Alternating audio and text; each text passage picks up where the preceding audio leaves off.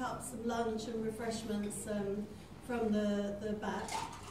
My name is Zita Holbourne. I'm a member of the TUC Race Relations Committee, the PCS National Executive, and I'm the co-founder and co-chair of Black Activists Rising Against Cuts, which is a national campaign group campaigning against austerity, racism and injustice. We're going to be joined shortly by Marilyn Reid. She's not here yet, Sarah Reid's mother. She is on her way in a taxi. I think she's just caught up in a bit of traffic, so when she comes then she'll speak, but we're going to start in the interest of time. To my left is Patricia Lamour. Patricia is an educator and a campaigner. She's from the organisation Black Socks, which is a founding member of Black Socks. And Black Socks is a new social justice organisation focused primarily on youth. And she's also from GIDA, which is an organisation which is focused on gender education for Africa. And we were due to have Steve Gillen, the General Secretary of the POA, come and speak at the meeting. Unfortunately, he's been called away to another urgent meeting, but he has given me a message of solidarity and a statement to read out to the meeting. And I'm going to wait until Marilyn is here, because I think it's quite important that she hears that message before I read that out. So we've called the meeting here today because Sarah died in prison in January, and I'm not going to go through the full detail of what happened to her in her life and how she died, because Marilyn, when she arrives, will speak about that, and also Patricia will speak about that. As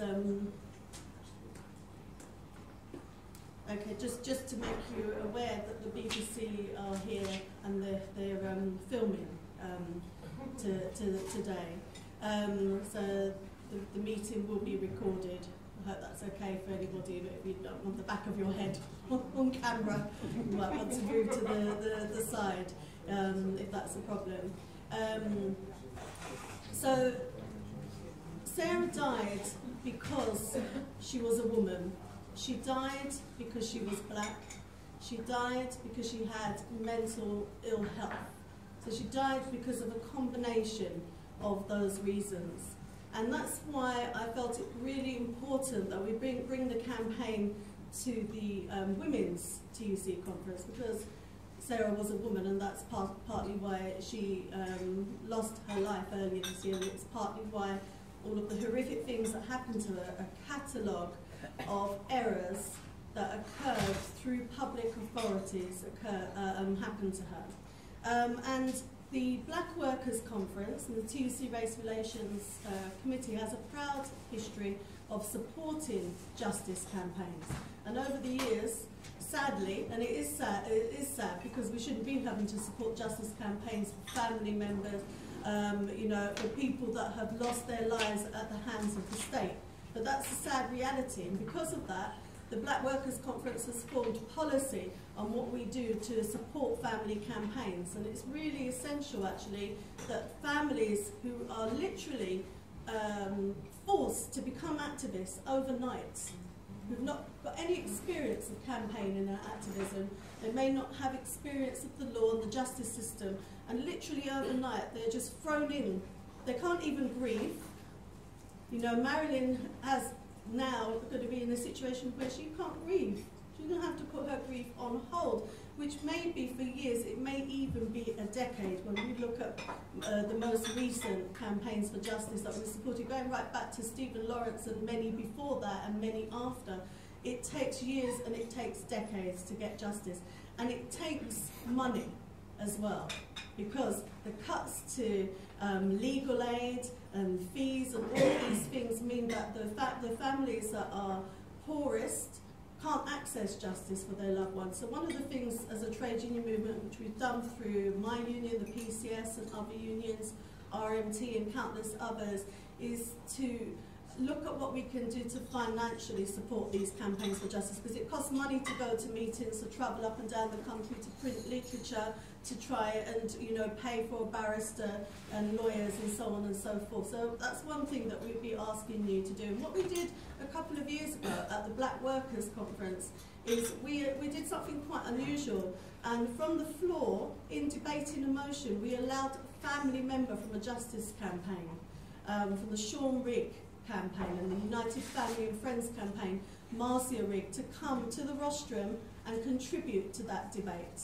And that was agreed by the conference from the floor on the day, because we felt it was important that people hear directly from the family and what they're going through. And what came out in that debate is actually each trade union should adopt a family campaign. Because if we did it like that between us, we've got enough trade unions that could do that. It means that there's no families stuck in isolation by themselves. However, we also have Black Socks, who I mentioned that Patricia is from, who are leading the campaign. I'm part of the Sarah Reid Justice campaign as well. BARAC is part of that campaign, and it's even though it's just started, it's very much a community campaign. So when we had our first meeting, we called on community organisations to come together and join the campaign. So it's a broader campaign, because that unity and that strength and that mobilisation, organisation is much needed for families in this situation. So if you're tweeting, those of you that are on Twitter, I'd like to ask that you use the hashtag Sarah Reid. And if you want to use our Twitter account, it's Justice4 SL Reid. So it's initials. So it's Justice4 SL Reid. And please use the hashtags that are here on the posters at the front. There are 3 hashtags there. So Black Lives Matter, Say Her Name, and Sarah Reid. We've just set up a new email account for the campaign. So if you would like to join the mailing list and to keep in touch going forward, I'm saying all of this now because I know at the end it's a rush, so you know all of this stuff now, but I'm also hoping that Marilyn will arrive in that time and be able to hear the contributions. That it's Sarah Reid, sorry, let me start again. Justice4, and it's not the number 4, it's the word 4. Justice4 Sarah Reid, and it's REED, as you can see on the posters, at gmail.com. And on Facebook, Sarah Reid Campaign for Justice. So you can follow the campaign, join the campaign through social networking, and through email. And whatever you can do, you know, if you want to give us your contact details at the end of this meeting to say you're pledging your union support to take some action, if you want to make a donation towards the campaign when you leave here today, please do, as we welcome all support. The focus of this meeting is to look at, 1, what we do to support the Sarah Reid Campaign for Justice, and 2, what we do as a trade union movement to campaign the issues that have led to Sarah losing her life, that have led to Sarah being abused and brutally attacked by police, that been sexually abused in a mental health hospital, and a whole host of other things. We know that austerity and cuts have contributed to those things, but it's really important that we as a movement respond to those things. And indeed, our agenda over the last couple of days at the conference have really been focused on a lot of the issues linked to this campaign. So I'm going to ask Patricia Lamour to now speak from the campaign and from Black Socks. Thank you very much, Patricia. Thank you very much, Zita. Am I supposed to speak to you? Yeah. Good afternoon, everybody. Thank you so much for coming to this Fringe meeting. I'm really, it's the first time I've ever been to a TUC Women's Congress meeting, and I'm really happy to be addressing all women and our sisters. Because as we know, when we come together as women in a space, we are powerful.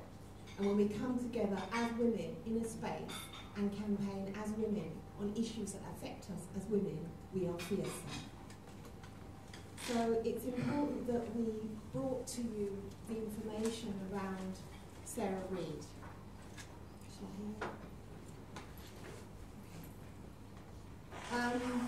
As Zita said, it's just over a month since Marilyn buried her daughter, February the 8th. She buried her. At that time, members of our Black Socks campaign attended the funeral in the morning, and the rest of us, about 200 strong of us, supported by other members of the community and other activists, we were outside Holbourne prison, holding a vigil for her. When I first heard of the story was broken by Lee Jasper, who's a very active trade union, obviously the co-chair of BARAC. The family turned to him in desperation to get the information out there. It took 3 to 4 weeks before this suspicious death in custody actually hit the press. And I likened it to the fact, I remember about, I think it took about 5 or 6 days for the Metro to have on full view the fact that a father was gored to death, I don't know if you remember this, gored to death by an elephant bull in Thailand. So you can have in 6 days a tourist who happens to be in Thailand, what he was doing on top of this elephant, I don't know, but gored to death, and that hits the news within 6 days. And someone who is on remand at Her Majesty's pleasure in a prison, it takes nearly 4 weeks for it to come into the public domain. So this information went to Lee Jasper, and Lee Jasper, who has a lot of experience of supporting deaths in custody and campaign, and obviously is linked to also to Marilyn, brought this to Black Socks. Now Black Socks, as Zita already mentioned, is a social action group that is set up because we realise that we have to start taking action ourselves around preventing the violence that is impacting poor communities and black communities, particularly when we see the deaths of young people on the streets of London, which is fast becoming the murder capital of Europe, regarding young people dying at the hands of other young people. And we recognise we have to take this in hand, and we brought together many practitioners, policy makers, consultants, business people, youth practitioners, women, etc., who wanted to do something about preventing violence and starting off by doing it for self and then taking the issues to the various institutions in the government. When we heard of what happened to Sarah Reid, unanimously, all the women within the Black Socks campaign said, we have to take this on. We have to move. This is our first campaign. We're less than 3 months old, Black Socks. But we recognised we had to move. And when you hear of the story, which of course Marilyn will go into more detail, and hopefully she comes in time, it started off with her as a 19-year-old mother. A 19-year-old mother who was nursing a sick child in and out of hospital. When her baby died at 9 months, what happened to her? She was sent home in a taxi with the baby, dead, in a shroud, with her partner. This happened not in a war-torn country without protection or safety, etc. This happened here in Britain. That alone, if any of you have ever had to lose a child, any mother, that alone, pardon my expression, will send you off your rocker. And this we believe, and that's what her family believed, was the beginning of her mental distress and her trauma. So that is what actually started and kick-started this all off. She was diagnosed mentally ill. She was receiving treatment both in the community and in the North Sea. Now, as you know, or perhaps you don't know, but I found out as I was writing for The Guardian, that 40% of mentally ill women have been subject to sexual violence or rape. In other words, for me, this is just institutionalized sexism, in the sense that women are seen as objects for male sexual gratification, and if a woman doesn't have the wherewithal to protect herself because she's mentally ill under the influence of drugs or whatever, her medication, she can be seen as an easy pushover for a male predator. So Sarah Reid, also part of her history, why she actually ended up in prison, is the fact that she was defending herself against a sexual attack. Yet she was the one who was arrested. She was the one who was arrested. And at that time, she was under the care of a psychiatric hospital. So we have situations also that we know, because she was black, we believe it was so. Black people, when they are in mental institutions, are treated harsher. We have this whole disproportionality of many black people finding themselves in mental institutions through being sectioned by the police. So we feel there is an intersectionality here of how she was dealt with, and rather than she being believed that she was defending herself from a predator, she was the one who ended up being taken away. And also, she was being held on remand in Holloway prison. And another statistic that was quoted in The Guardian was that 70% of women who are held on remand in prison subsequently do not get a custodial sentence. So on top of that, we're saying if she wasn't even held in prison, it may well be that Sarah would not be dead and she would be alive today. One of the other painful things while we were standing outside Holloway prison at the vigil, the amount of women who are coming up either at the mic or coming to us personally and saying, that Sarah, what happened to Sarah could have been my sister, or that was my mother, or my cousin, or my auntie, or me. The only difference is that I'm still alive, which means that the mental health pressures impacting women is something that is very great, and we need to deal with it properly and humanely. Mentally ill people do not deserve to be punished in prison. They need to be a patient in hospital. And if there are not enough beds, and there is not enough, and because of the cuts there's not enough care, then resources need to be found to help them be cared for properly in the community. So we have a situation where she's been attacked, almost sexually violated, resisted, ended up being arrested as a result of that. We haven't even mentioned her being a victim of police brutality. How many of you have actually watched that video of her being attacked? Channel 4 website, there's a video of her being brutally beaten and knocked It to the is floor. absolutely appalling.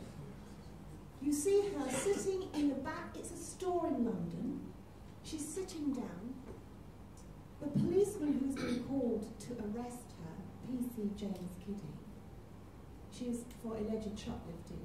You see her walk towards her, grab her by the hair, drag her across the floor, punch her in the face, punch her in the head, sit on top of her. We understand that apparently her ribs were broken. Twice the size, isn't it? And for that, he was charged with